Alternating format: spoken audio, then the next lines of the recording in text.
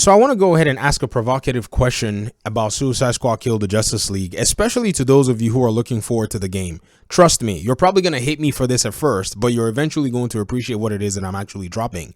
Question number 1. Who told you Suicide Squad is actually going to be a good game? Where did you get that from? Where did you hear about how good the game is? Who's played it? Who's seen it? Who's reviewed it? Who's experienced it? When you think about all of these questions, you have to start asking yourself some really tough questions about Suicide Squad Kill the Justice League. I'm coming at Suicide Squad Kill the Justice League from a very skeptical position because I really want to make sure that when I'm going in with my expectations, which are usually at 0, that if anything surprises me about this game, I will basically have maximum enjoyment of the project and 0 disappointment if I'm not satisfied with the product. Welcome to the Video Game Fight School channel. What a way to start a video about a video game that a lot of DC fans are looking forward to. Don't worry, I'm also looking forward to Suicide Squad Kill the Justice League, but I'm not an idiot. I've been following a lot of these video games and I've been following a lot of gamer sentiment, and I can already smell the betrayal when this game comes out from some people in this community. I'm not talking about you, the hardcore fans. You don't care. You already have your money for the game in a swear jar somewhere. I'm talking about those that will never be satisfied about any video game that they see out here in the public.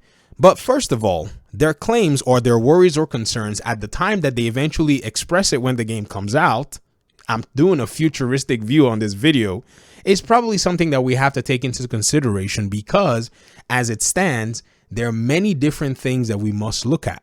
The very first thing is the amount of information we have about a game that's coming out in 2023 doesn't seem to inspire a lot of confidence. Number 2, a lot of DC fans are also wary about anything that looks like a live service game.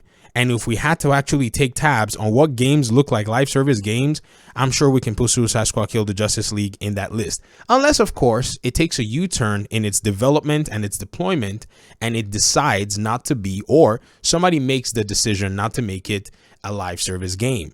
If you already see games like Gotham Knights, games like Marvel's Midnight Suns are taking a slightly different approach. They're making a closed-ended game with slight openings for expansions, things like extra characters, and some level of replayability that players can enjoy that would not necessarily give you the smell or the stink of live service in your superhero games.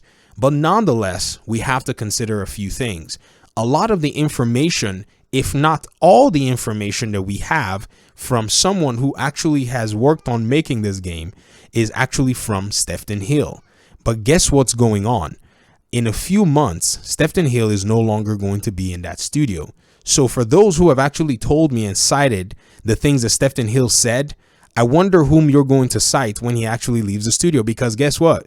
The publisher can always say these statements were made by someone who's no longer with the company, and they will be actually correct. So here are some of my own concerns. Here are some of the things that's actually bringing forth these lines of questionings to allow for us in the community to come to terms with reality about what it is that we're about to get in Suicide Squad. What is the gameplay going to look like? The answer to that question is the target audience has been known to like and likes a lot of video games that are in the single player category, focusing majorly on one superhero, possibly having sidekicks, anti-heroes, or villains actually be elements in the game, but the playable nature is that one player is being focused on. Now, this is already taking a very different turn from everything that we're seeing from Suicide Squad.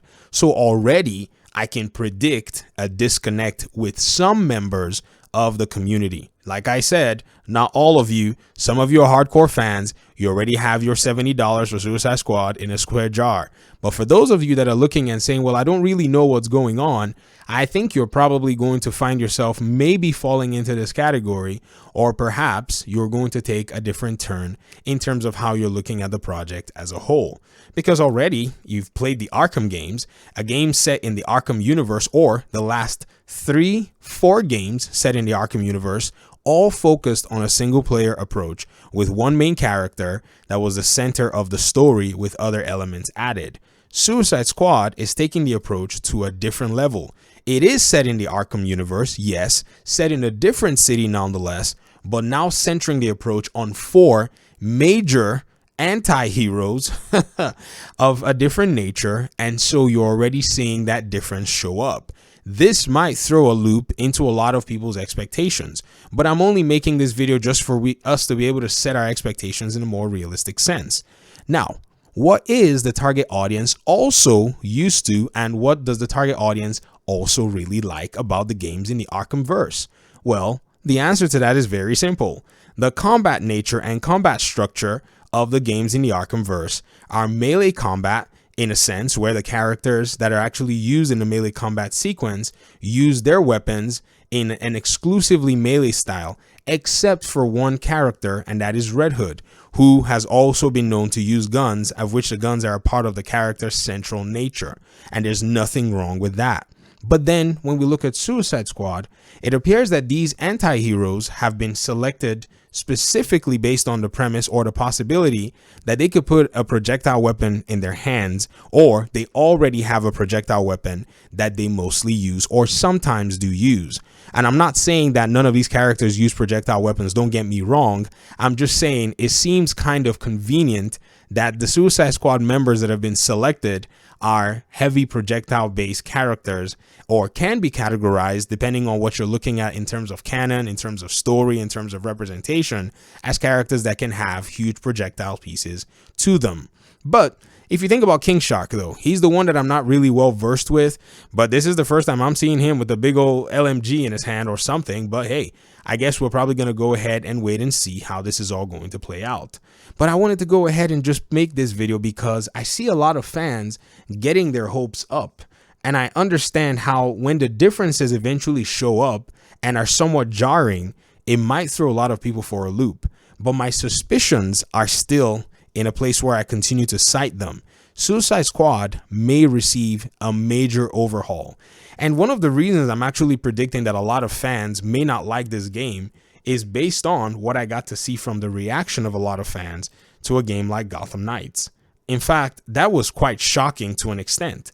Why? Because Gotham Knights actually had a lot of similar combat elements in terms of the general sense to, say, the Arkham games, but it went ahead and did the 4-player focus thing, which is why I cited that. And I'm sure somebody said, well, you know, maybe these characters are not going to be so bad. Yo, people got Batgirl, people got Nightwing, people got Robin, people got Red Hood, and they still revolted against the game. Can you imagine randomly getting Captain Boomerang and getting Harley Quinn again, and imagining how people are actually going to react to that? I think we're going to see a really interesting fiasco. But if you ask me, I'm going to enjoy the heck out of Suicide Squad. And I think that's where my second video comes in. So stay tuned, and we'll talk very soon in another video. I really appreciate you guys' time and audience. Thanks for listening to me blab and yak my mind out about this game. And we'll talk soon in another one. Peace out.